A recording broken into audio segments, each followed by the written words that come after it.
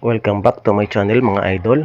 Gagawa tayo ng maliit na lamesa at ang ilalagay natin sa ibabaw ng lamesa ay 60 by 60 na tiles.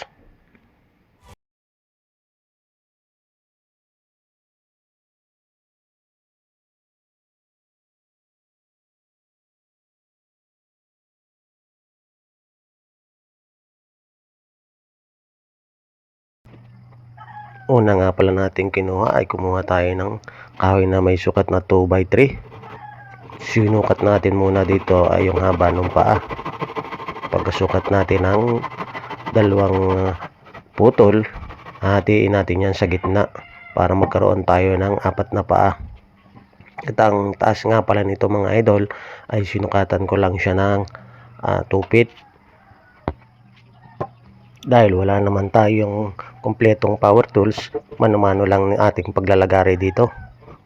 Sinagaan natin siya kahit mahirap maglagari. Dahil nga gagawa tayo ng ating bagong project, ating pagpipilitang matapos ito.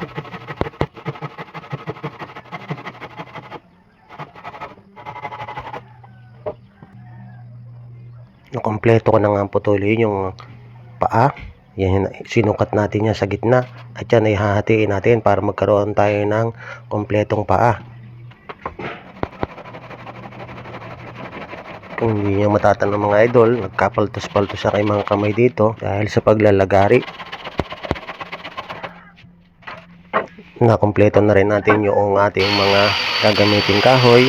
Bukod sa frame at saka paa, pinakinis na rin natin ito para mas magandang tingnan. Maalis natin yung mga dumi at bako-bako. At dahil makinis na nga yung paa, sinukatan ko yan para mabigyan natin siya ng design. Ang design natin dyan ay napakasimple lamang. Bibilogin lang natin ng kaunti yung ibaba ng paa para hindi naman siya masyadong kudrado.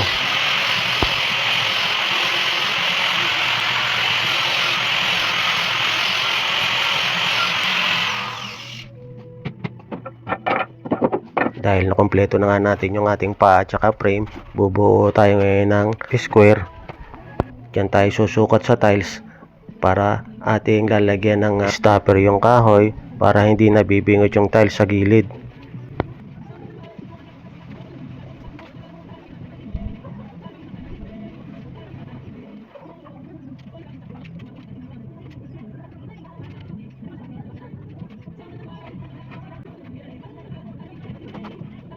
Pagkatapos natin makuha ng sukat, ay ating papaitin at aalsin natin yung mga bahagi na hindi kailangan.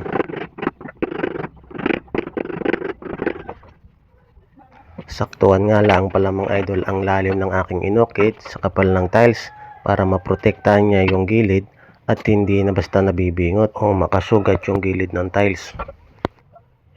Pagkatapos nating magpait, kinuha na rin natin yung frame ng 45 para malagari natin ito.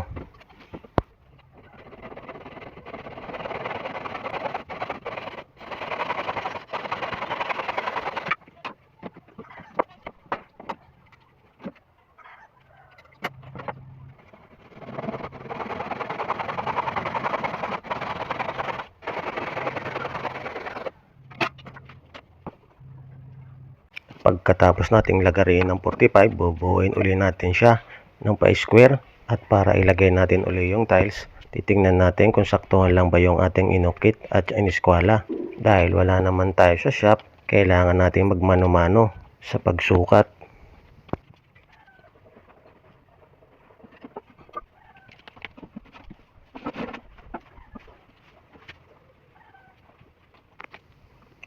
Dahil nakuha na natin ang sukat, atin ang bubuuin yung ating frame. Uunahin natin bubuuin yung frame, saka natin lalagyan niya ng paa.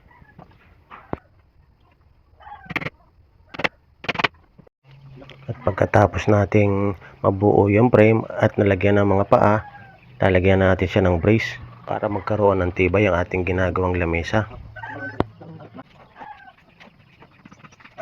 Sinukatan din natin ang bawat bahagi ng paa para hindi tayo magkamali sa ating paglagay at hindi siya magtabingi.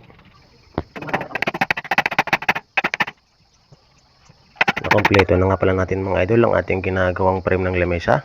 Nilagyan na rin natin siya ng stick wheel para kumapit yung tiles.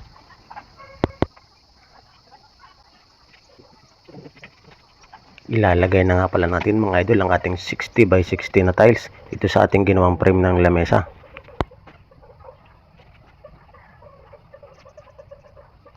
Ito na nga mga idol, nakabuo na tayo ng maliit na lamesa sa loob ng isang araw. At hindi pa dyan natatapos mga idol yung ating ginawang lamesa at ating mamasilyahin pa yan at lalagyan natin ng varnish. Thank you so much mga idol for watching.